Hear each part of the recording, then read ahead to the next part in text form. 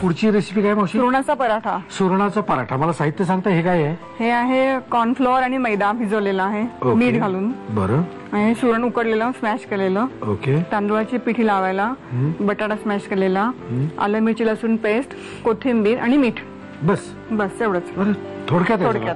पण हे सुरण तुम्ही शिजवताना त्यात काय टाकलंय? हो, आमचूर घालून उकडलं, कारण ते खाजरं असतं ना, तर खाजेल ते खाल्ल्यानंतर. बरं, म्हणजे आमचूर घातल्यानंतर सगळं त्याचा खाजरेपणा निघून जातो. हा, ओके. साहित्य बघितलं. आता जाऊया कृतीकडे. काय करायचं पहिल्यांदा? आता हे सुरण घ्यायचं.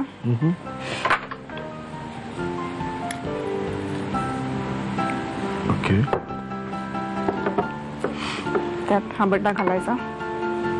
हा बरं, नुसता शिजवलाय ना? त्यात काय शिजवलं काही नाहीये.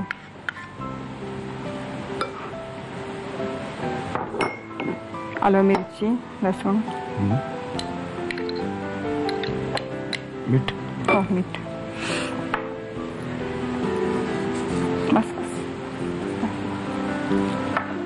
कोथिंबीर. कोथिंबीर आताच घालू? सगळं आता एकत्र करून घ्यायचं हे. ओके. हे सारण आहे ना? हे सारण छान वास येते बरं का. ओके. हे झालं आता.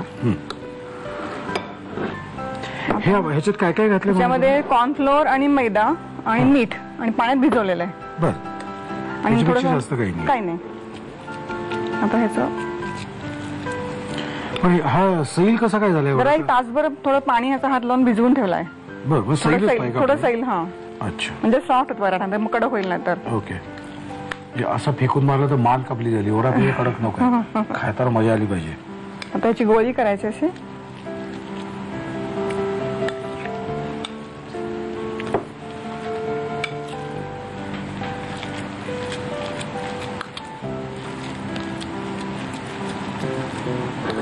ओके.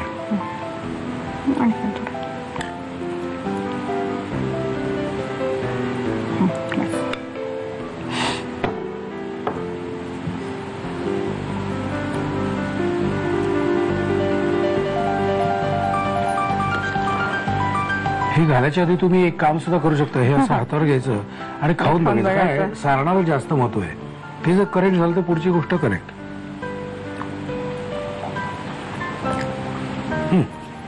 Very good. आता हे लाटायचं.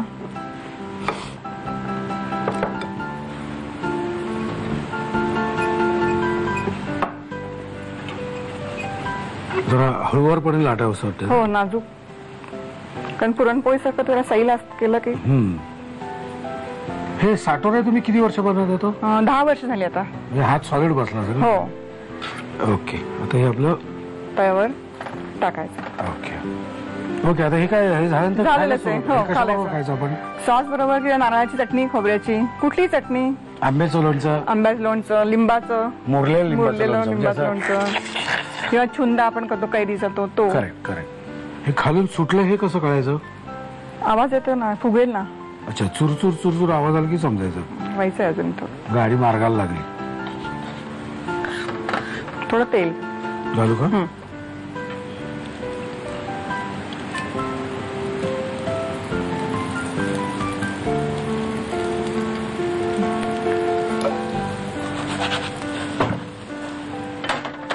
शाबाश. चला आता होत आलं. तुम्ही लिहून घ्या साहित्य आणि कृती. सुरणाचा पराठा बनवण्यासाठी लागणारं साहित्य: मीठ घालून भिजवलेली कॉर्नफ्लोअर आणि मैद्याची कणिक, उकडलेला सुरण, तांदळाचं पीठ, उकडलेला बटाटा, आलं मिरची ठेचा, कोथिंबीर आणि मीठ. कृती: प्रथम एका बाउलमध्ये उकडलेला सुरण आणि बटाटा घेऊन त्यात आलं मिरची ठेचा, मीठ आणि कोथिंबीर घालून सारण एकजीव करावं.